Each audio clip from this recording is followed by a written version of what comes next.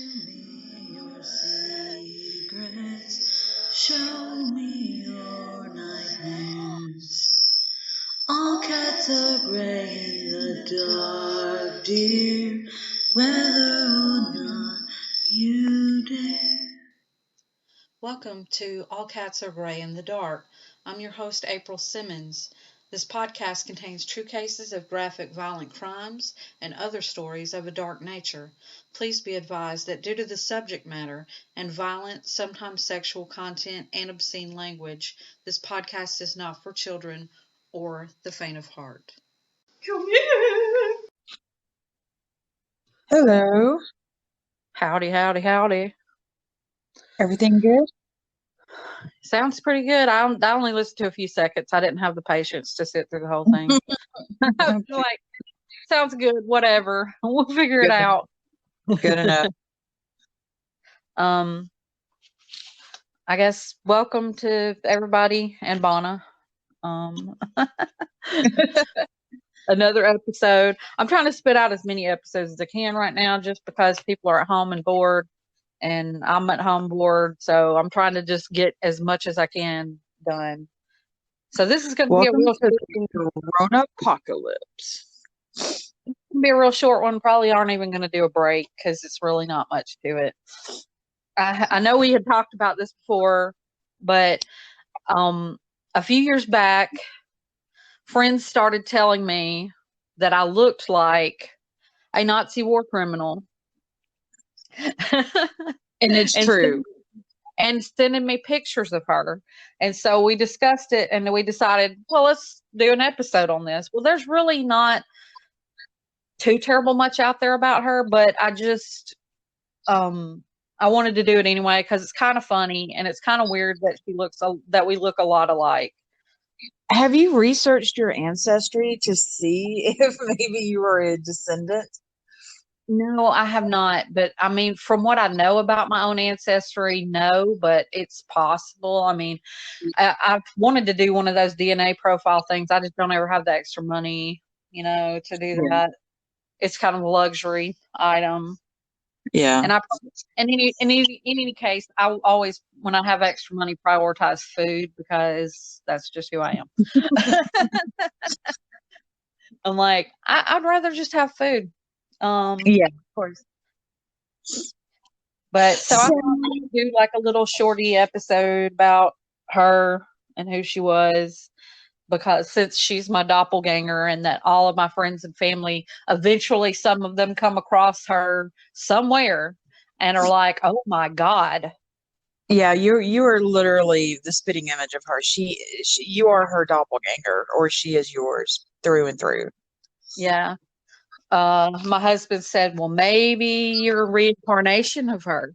I'm like, that's crazy. Don't say that. Because I don't know. You are. But it's my bad karma, though. You are a dom. You like to be in control and all of that, like she was. Yeah. Not to the point of hurting people that bad, though. Yeah. She was born September 22nd, 1906, and died September 1st, 1967. She was the wife of what? She lived to be a pretty old age for a Nazi. Yeah. She was the wife of Karl Otto Koch, commandant of the Nazi concentration camps Buchenwald. I think it's Buchenwald, wouldn't it be? I think it From is. 1937 to 1941, and Majdanek, 1941 to 1943. In 1947, she became one of the first prominent Nazis tried by the U.S. military. After the trial received worldwide media attention, survivor accounts of her actions resulted in other authors describing her abuse of prisoners as sadistic, and the image of her as the concentration camp murderess was current in post-war German society. She was accused of taking souvenirs from the skin of murdered inmates with distinctive tattoos, although those claims were rejected at both of her trials. She was known as the Witch of Buchenwald. by the inmates because of her cruelty and lasciviousness towards prisoners. In English, she is referred to as the Beast of Buchenwald, Queen of Buchenwald, the Red Witch of Buchenwald, Butcher Widow, and my husband's favorite, the Bitch of Buchenwald. He was like, "That's fitting." Yeah. Right. I mean, she has constant resting bitch face.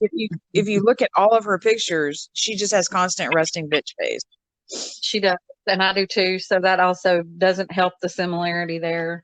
So if you've ever met me in person, I do have resting bitch face, and everybody that first meets me always has that impression that I just don't like them. And I'm like, no, it's a combination of resting bitch face and the fact that I You have just weird. don't like them.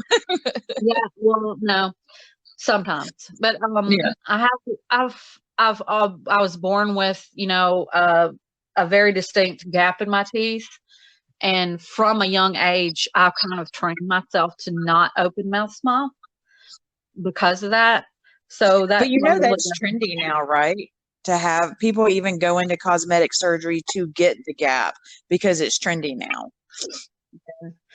I'm so it's just like kind of at this point, it's kind of ingrained in me to feel self-conscious about it. Like I just do. I can't help that. But I just the part about her saving the skins of the inmates and stuff is hugely interesting to me because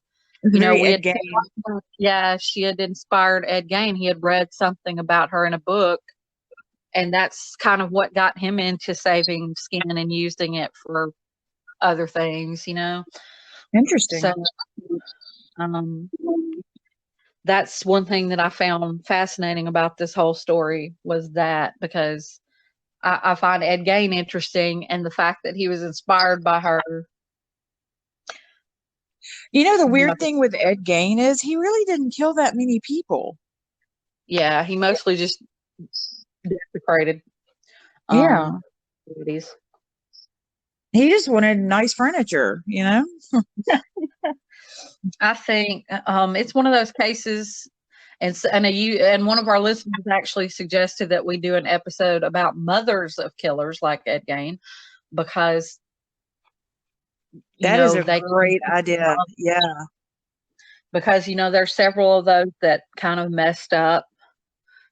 Yeah, their kids, and Well, I mean, Ted Bundy, his mother even was raised as his sister for a little while.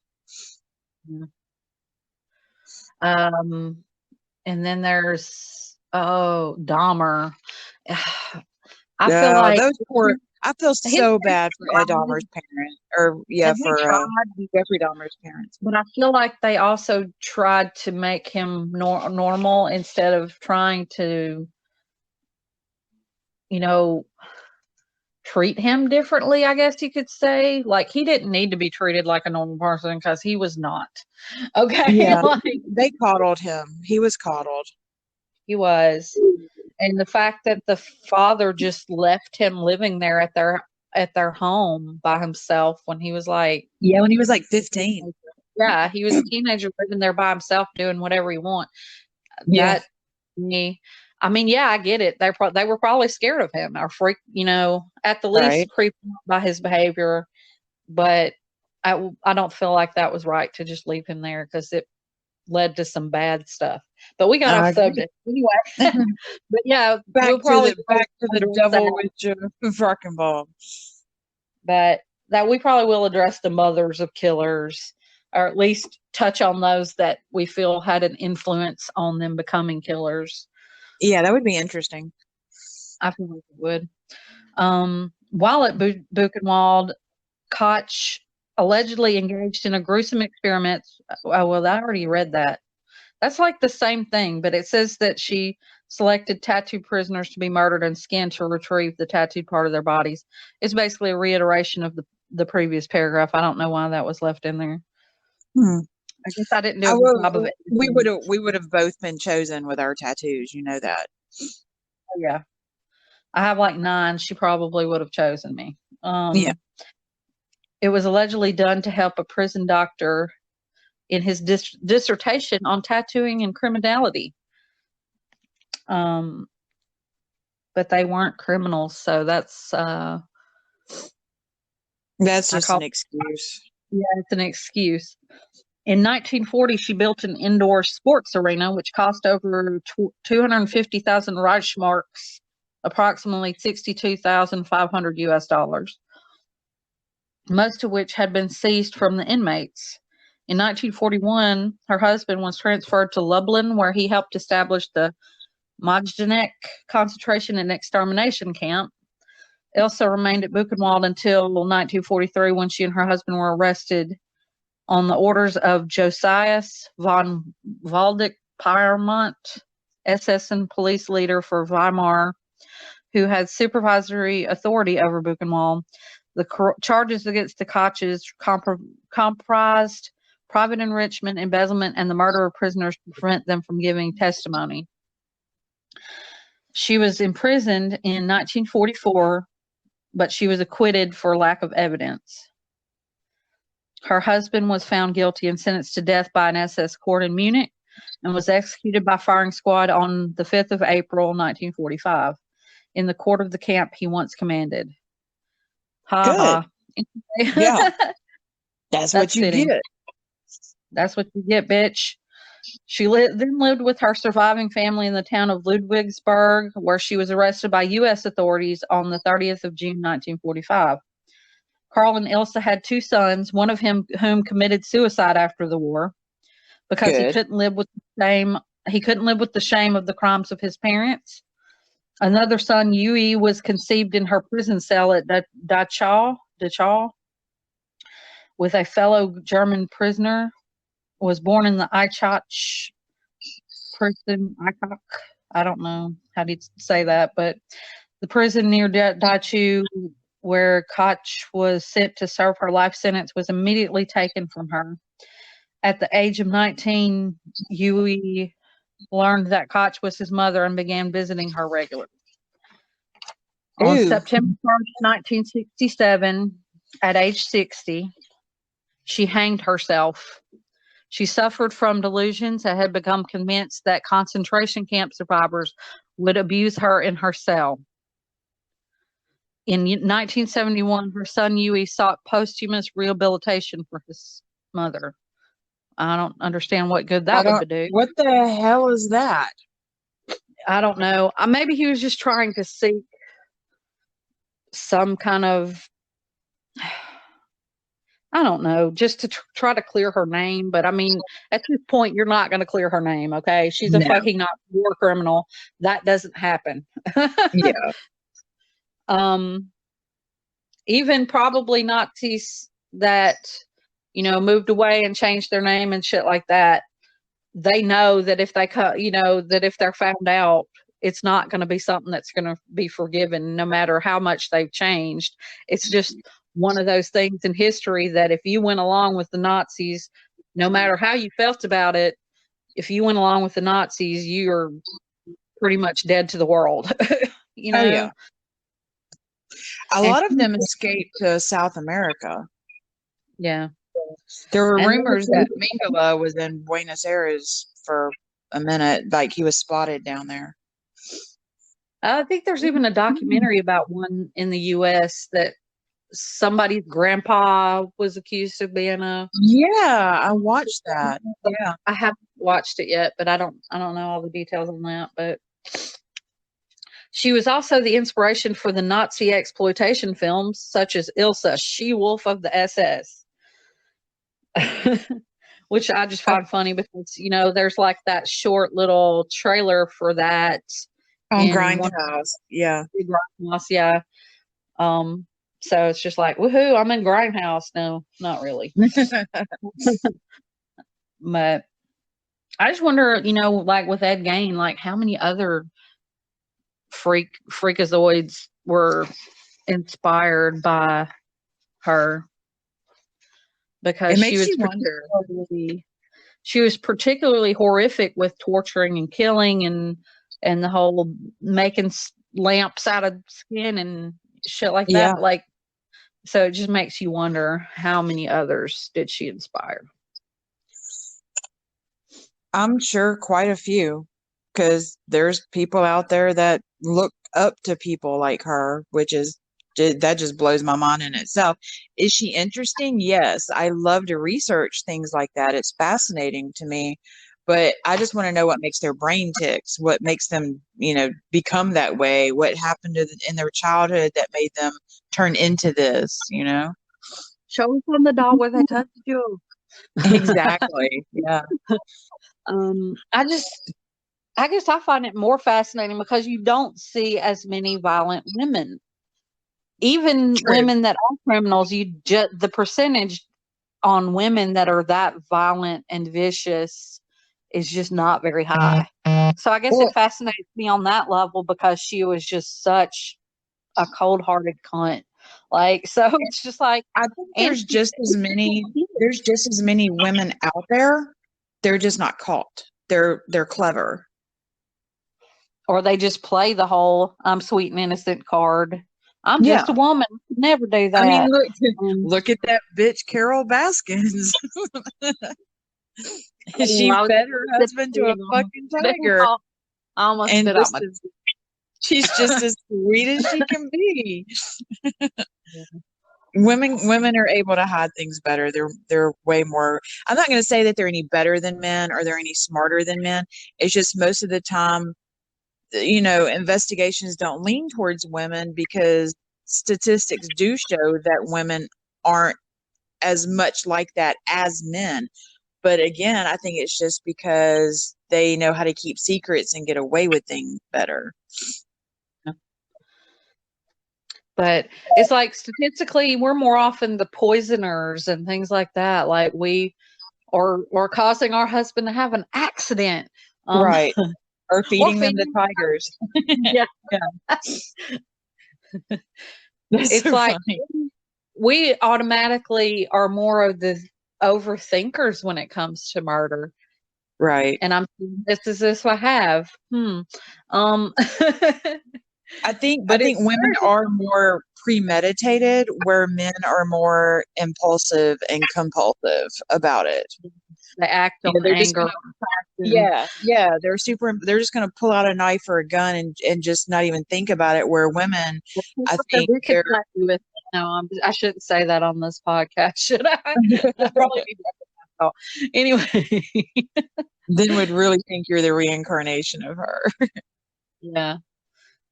But it's true though. I mean, statistically, that's just how it is, regardless of whether it's how many have gotten caught or not. It's just statistically that's how it is. So it's when you see a case like this, it's like extra shocking. Right. It is. Yeah. Well, also with women, you see a lot more women killers in the news these days, but they're killing their own children. Yeah. They're not mass murderers. They're like drowning their kids in bathtubs or driving them off of cliffs or, crazy shit like that. I think that has more to do with a mental health crisis. It does. I think it really does. Yeah. I don't think that they are, evil, sadistic like she was. I think they're just, they go fucking crazy or whatever. It's like mental health has made an improvements through the years. Like it's taken more serious now than say like 50s or 60s or earlier, where they just said women had hysteria, and used vibrators on them at the doctor's office. But I think it's taken more seriously now, but it's more low key made fun of. You have people that even though they acknowledge that the mental health exists, they are just, on social media telling your depressed friend to just smile or go outside or, whatever, and that's going to make it okay. No, I've had a straight up psychiatrist, not just psychologist, a psychiatrist tell me that in order for me to live a normal life, I would have to be on medicine for the rest of my life. Right. And see, bitches like this, you just can't pop them a Xanax or a Zoloft and say, smile, bitch, because they would take your skin off. I think there is a difference in just mental illness and the mothers who are killing their children. And then this crazy bitch who's out there skinning people in concentration camps. Yeah. But I think with mothers who are suffering from either postpartum or That has a lot to um do with it. Yeah. yeah, because a lot of times they'll already have several kids and then they have another kid and they go through that postpartum and they just start to feel like this resentment towards those children or whatever they're feeling about their children. And it with help, it would have probably been okay. Yeah. But Yeah, at exactly. that moment, it was not, something was going wrong, but they were afraid, probably afraid to even tell people because Oh, people don't want sure. to say, because people aren't accepting if you say something bad about your own kids. That's, Exactly. Yeah. Yeah. that's not socially acceptable for you to be like, I'm fucking sick of my kids and I don't want to deal with them right now. Right. That's not socially acceptable for you to really say. Right. Although I And if guess, you say that in certain circles, you're going to get CPS called on you, possibly the police. You're going to get, in trouble regardless. So, but I think especially parents for multiple kids. I know you don't really have that problem with Nora because she's your only child and she pretty much takes care of herself most of the time these days. and She's she's grown. Yeah. um but in these cases of people with multiple kids, they need to have some type of support system of Sure. when they have one of those days where they're just like, I can't mentally handle this. They need to have somebody, the grandparents or somebody in their life to say, here, take them for the day. I just need a break, you Right. And know? all mothers need that, even mothers of just singular children. I had to do that when she was a toddler. There would be days that it's just like I needed just an hour. Just give me an hour to let me be myself for a minute instead of just being mom. So yeah, I totally get that. And I think they should have that and they should have, um, and I know there are free resources for therapy and stuff like that, especially through churches and things like that. Right. You can find therapy, but I guess it's not always widespread known because I wouldn't know who to call right now. If I wanted some therapy right this moment, I wouldn't know who to call because I don't have insurance and I don't, Yeah. I And it know has a lot to do with that. I agree with that. I would know exactly who I would call, but they cost $100 an hour, you know? exactly. I don't have insurance. So I know that there are free resources out there, but I wouldn't know where to start, you Right. know? And honestly, it's great that they have free resources, and I think people should search out and find those free resources, but they're not always the best. They're not always going to give you what you need. Yeah. But anyway, it's very frustrating to see situations like that because you feel like, of course, you want to hate those women that kill their own children, and I get that because it's horrific. But at the same time, it's like, could we have helped them? Could somebody have helped them? And It, that's real frustrating. it is frustrating, yeah. I'm trying to think of the name of the woman in South Carolina that had the two little boys that drove off into a lake. Susan Smith. Do you remember the Susan Smith case in the 90s? Vaguely. But she was trying to get rid of them because her boyfriend didn't want them or something. Didn't it? Was that the case? Exactly. She had started having an affair, I think, or she just had a boyfriend and he didn't want children. So she just killed her kids. To this day, she is still in such denial about it, like no remorse. I think she actually finally has confessed that she did do it, but if you look at interviews now, she has zero remorse to this day for killing her own kids. She's fucking psycho. Those people I have no sympathy for whatsoever. I'm still like, you fucking bitch. Yeah. Oh, I mean, even in the cases where it probably was mental illness, it's it's hard to differentiate that because you're just like, fuck you, you killed some kids, you know? Yeah. And I mean, that's, Casey Anthony, I'm like, fuck you. If an asteroid hits oh, the Earth, I hope like, she's the first one that it hits, you know? yeah, yeah, yeah. No, I totally agree there. And I don't know if she'll ever admit it. She won't. She won't. But everyone knows. Oh yeah. Like that bitch Carol Baskins. Everybody fucking knows.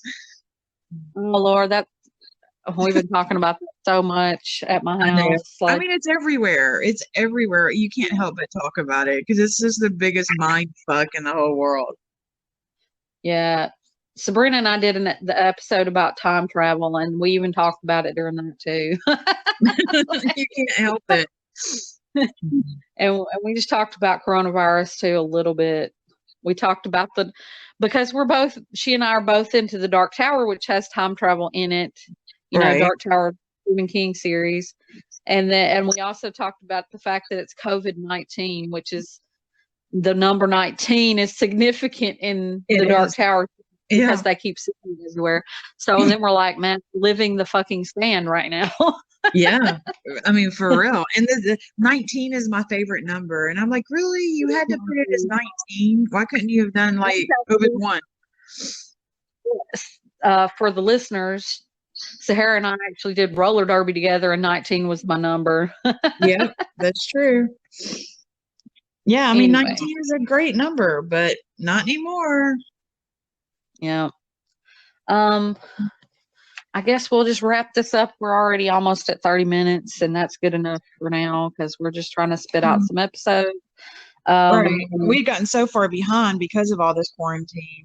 We were both sick in December, and I think you were sick again in February, and it's just, I was sick January through February, which I actually started to question, because I've heard that there are some earlier cases in the U.S. than what was reported. I 100% believe that I had it in December. I had I believe that I had it from January to February because I was so sick. I was sick for 6 months, and that's why we had trouble reporting was because I was sick. I was in bed for most of that. It was just terrible. Right. But I've also heard that you can get it again. So that scares me a little bit. You can get it a second. There's a reoccurrences happening now in China and places. So, I mean, we're going to have to do this over the phone. The quality may be bad, but we are all quarantined. We're all smart and not leaving our houses, unlike some people who are filling up the parking lots of Walmart to go inside and shop like nothing is going on. I'm sitting there screaming, "You're all going to die. What the fuck is wrong with you?" But, that's just my, disaster scenario in my head. I'm always a worst case, person, which has made me even more anxiety ridden and paranoid. There's still people out there that are like, oh, it's just the flu. There's even deniers out there saying that it's a hoax, that it's not real. It's to thwart the election coming up. And then there's the other type that annoy me too, that people that are posting all the positive stats, so many what about the people who have recovered? Yeah. I'm fine with spreading that, but they also always state you're not going to share this because you're only sharing the stuff about the death, like that. It's well, yeah, because we're trying to fucking scare people out of going places. Exactly. That there's a point to it. Yeah. We're not just sharing the negative to be negative. We're sharing the negative to try to create a positive to try to get you to stay the fuck at home. Yes. And that's our message of today. Stay the fuck at home. Yes. For at least the next 14 days, do not leave your fucking house. Yeah. Anyway, I've got a couple of shout outs for Your New Best Friends podcast. They're friends of ours on social media. Check them out. And also Spooky Boo's Scary Story Time. That's another podcast to check out for this. That sounds fun. Mm-hmm. So check those two out, and our credits, as always, are in the show notes and all our contact info and everything.